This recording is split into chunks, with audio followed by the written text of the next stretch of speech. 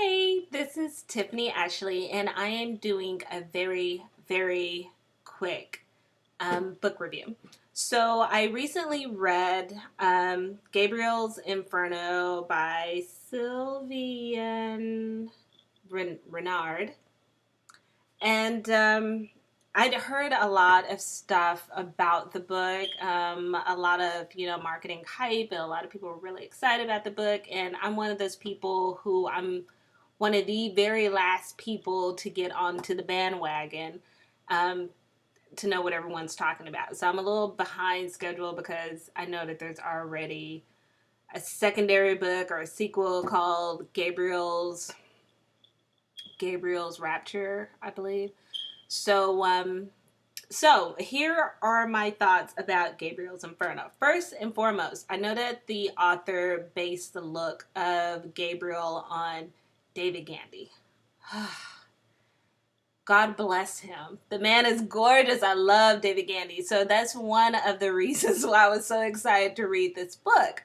So I started reading through it. At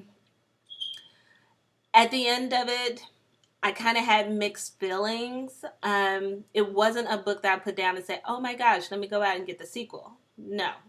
Um, I probably had issues with it because just like, who's really a virgin this day and age when they're over age, 25? I think she's like 23 or 25 or something.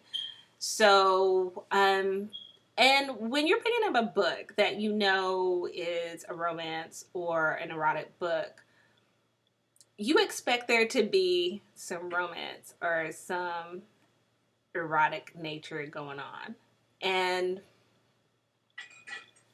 hold on. So I have to say this because there was not nearly as much sex as I was expecting to be in the book, and there's way too much talking in the book. Like when you think like, oh, they're about to do the do, and then they're like, we need to talk. I need to tell you about this new secret that I have, and you should know this before we get involved, and probably 4 or 5 times in the book, and it just drove me nuts. So it took a lot of the steam out of this train.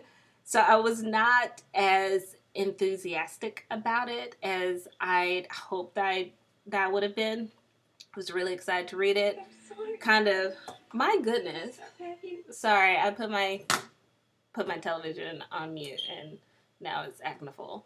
So, Gabriel's Inferno, I'd probably give it about C plus, B plus.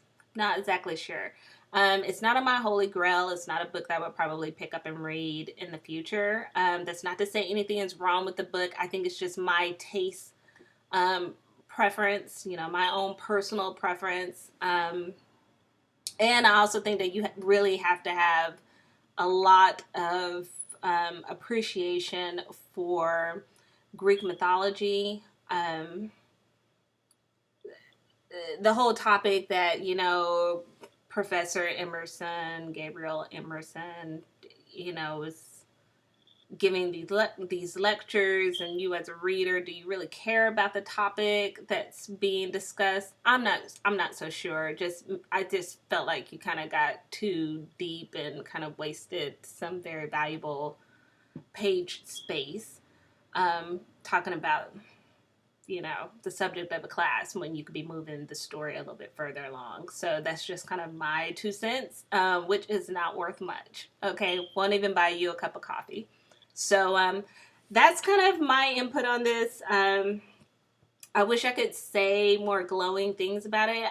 As always, I appreciate any author who takes the time to write a story, plot it down, and publish it. So major kudos for that. There are some scenes in here that I thought were great ones. But this probably isn't a series or a book that I'm probably going to, break my neck to get. So take that for what it is. But I just want to let everyone know I have read the book finally. And the next series I plan to read is 50 Shades of Grey. Believe it or not, I have not read that book yet. So here's hoping. I hear a lot about that book. So hopefully I really enjoy it because I'm kind of excited to read it. So there you go. Thanks a lot. Bye.